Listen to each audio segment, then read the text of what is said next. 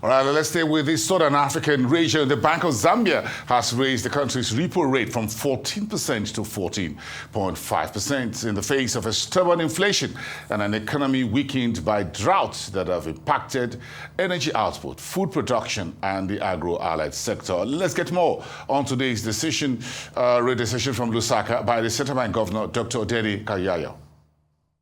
It's February 10 to 11, 2025 meeting, the Monetary Policy Committee decided to increase the monetary policy rate by 50 basis points to bring, someone doesn't want us to show it. If you don't mind, I can continue. That's why I have the cheat one here.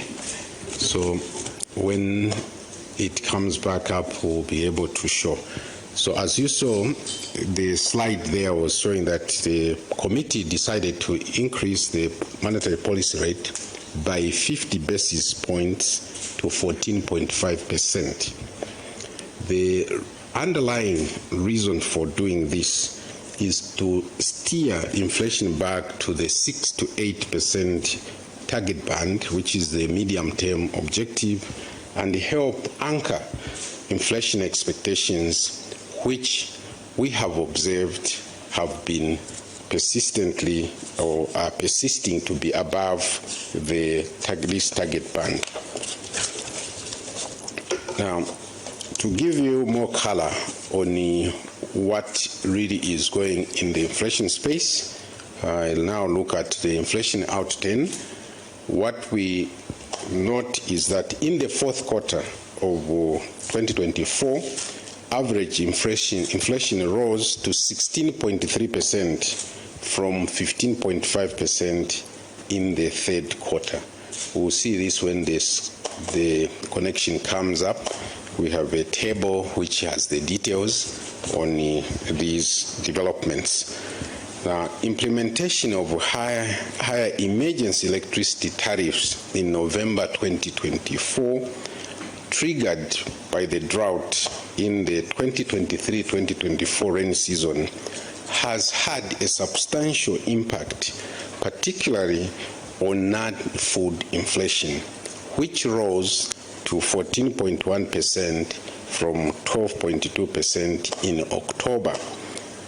Now, here I think it is important to indicate that we don't quite react to the administrative adjustment to these prices, but what we look at is what are the secondary effects of that. That's why you see that non-food inflation, is so impacted. So that's what we look at and try to moderate the impact from that adjustment.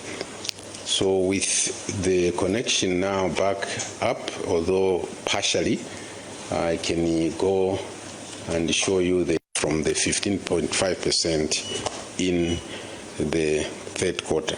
So what is of greater importance is to see that this is a trend which is going up, and that's a concern. And I think this also become clear when we come to the second segment of our conversation this morning. When we break down into food and non-food inflation, you see that the food inflation has risen to 18.3% from 17.6%.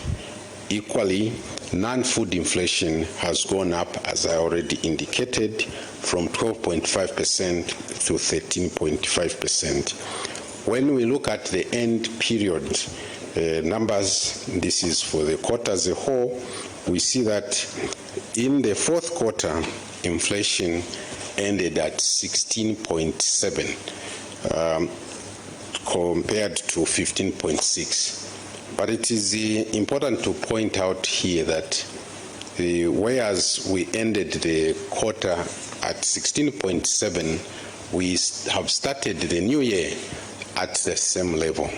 So this is an important marker which we are looking at very, very closely And part of the reason why we are taking the action that we are taking is to try and hold that with a view that let that be the peak for inflation, so that we can begin to move to lower levels of inflation.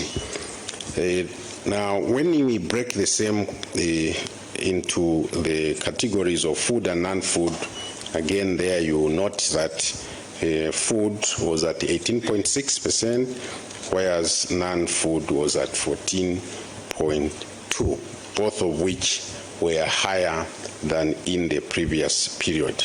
But of significance is, if you look at what I said at the beginning, is that non-food moved up quite significantly because of this adjustment in the non-tariff. So you see that it moved by almost 2 percentage points during this period.